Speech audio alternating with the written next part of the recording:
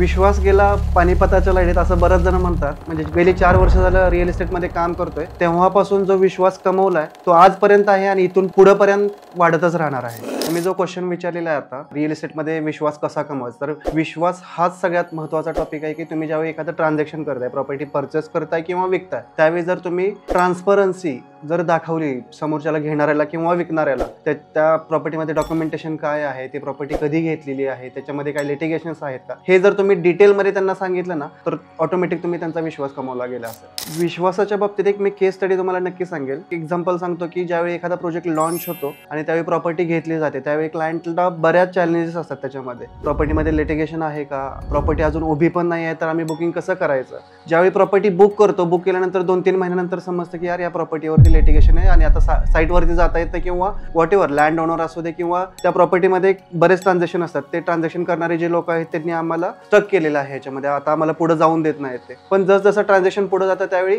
बरेच वेगवेगळे चॅलेंजेस येतात. मग त्यावेळी त्या क्लायंटला समजतं की या प्रॉपर्टीबद्दल आता मोठं काहीतरी लिटिगेशन आलेलं आहे आणि प्रोजेक्ट थांबवू शकतो. मग अशा वेळी आम्हाला फोन आल्यानंतर आम्ही त्या क्लायंटला परत एक्सप्लेन करतो की तुम्हाला या लिटिगेशन बद्दल किंवा जे काही तुम्हाला चॅलेंजेस आले त्याच्याबद्दल जर तुम्हाला सोल्युशन पाहिजे असेल तर तुम्ही साईटवरती या. पूर्ण डॉक्युमेंटेशन आपल्या जवळ आहे. आपल्याकडे जी लिगल टीम लागणार आहे त्याच्यासाठी, ती लिगल टीम पूर्ण तयार आहे. लिगल टीम ऑलरेडी त्याच्यावरती काम करते आणि हे 100% सॉल्व्ह होणार आहे. पुण्यातले लोक सोडून बाहेरचे लोक प्रॉपर्टी घेतात. महाराष्ट्रातील असू दे, कोल्हापूर असू दे, सांगली असू दे, मुंबई असू दे, ज्यावेळी ते प्रॉपर्टी घेतात, एकच अपेक्षा असते की ज्यावेळी आम्ही प्रॉपर्टी बुक केली तेव्हापासून पोझिशन पर्यंत फक्त आम्हाला अपडेट देत राहा की प्रॉपर्टीचं एक्झॅक्टली स्टेज काय आहे. तर अशा वेळी आम्ही काय करतो, 2 ते 3 महिन्यामध्ये क्वार्टरली अपडेट देणं, त्यांना साईटवर जाऊन त्या साईटचे फोटो काढून पाठवणं. त्यावेळी त्यांना समजतं की आपण राईट पर्सन कडून प्रॉपर्टी घेतलेली आहे. जे पण नवीन रिअल इस्टेटमध्ये काम करतायत त्यांच्यासाठी एकच सांगणं आहे की ज्यावेळी पण तुम्ही रिअल इस्टेटमध्ये सेल्स करताय ना, सेल्स डिरेक्टली करायला नका जाऊ. पहिल्यांदा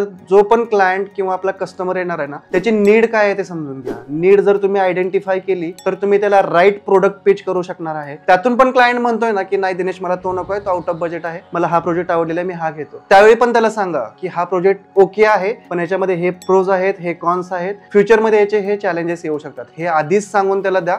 म्हणजे फ्युचरमध्ये तुम्हाला त्रास नाही होणार आहे. 2016च्या आधी रेरा नव्हता, त्यावेळी बिल्डरकडे खूप पॉवर्स होत्या. पण आता 2024ला जर तुम्ही रेरा चेक केला तर क्लायंट सेंट्रिक अप्रोच रेराचा सुद्धा झालेला आहे. त्यामुळे आम्ही सुद्धा 100% हेच पाहतो की क्लायंटला काय बेनिफिट देता येईल, क्लायंटला कशा पद्धतीने ट्रान्सपरन्सी देता येईल. बऱ्याच वेळा क्लायंट ज्यावेळी NRI असतो त्यावेळी क्लायंटला एक्झॅक्टली लोकेशनला काय चालू आहे हे माहीत नसतं. मग त्याच्यासाठी व्हर्च्युअल टूर अरेंज करणं, म्हणजे व्हिडिओ कॉलवरती पूर्ण प्रोजेक्ट एक्सप्लेन करणं, डॉक्युमेंटेशन लिगल टीम कडून एक्सप्लेन करून देणं, त्यांचं जे लोन मध्ये काय हेल्प हवी असेल. बऱ्याचशा ऑफर चालू आहेत आता मार्केटमध्ये की ज्याच्यामध्ये तुम्हाला इझी EMI किंवा रेंट प्लस EMI मॅनेज करायचे असेल, अशा बऱ्याचशा ऑफर चालू आहेत. त्या जर आपण व्यवस्थित त्यांना एक्सप्लेन करून दिल्या तर क्लायंट ज्यावेळी पण अग्रीमेंटसाठी पुण्यात येणार आहे किंवा त्यांचे रिलेटिव्ह पुण्यामध्ये येणार आहेत किंवा त्यांना लिगल डॉक्युमेंटेशन मध्ये ते NRI असतील, त्यांना POA करून देणं, त्यांचे जे रिलेटिव्ह आहेत त्यांना अग्रीमेंटसाठी सपोर्ट करणं, हे जर आपण व्यवस्थित त्यांना गाईड केलं तर याच्यामध्ये ट्रान्झॅक्शन मध्ये कुठं चॅलेंज नाही येणार आपल्याला.